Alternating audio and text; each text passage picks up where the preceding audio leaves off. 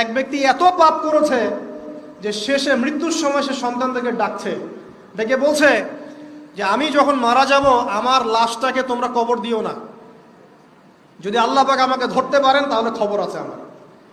কি করতে হবে? সে বলছে যে আমার দেহটাকে তোমরা পুড়িয়ে ফেলবে এবং পুড়িয়ে ফেলার পরে ছাইগুলোকে একত্রিত করবা, করে অর্ধেক ছাই সমুদ্রে ভাসিয়ে দিবা, অর্ধেক ছাই বাতাসে উড়িয়ে দিবা। সন্তানরা তাই করলো।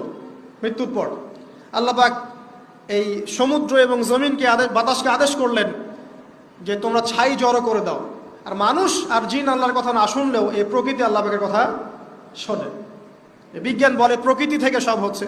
কি প্রকৃতি? প্রকৃতি কি, কাকে বলে?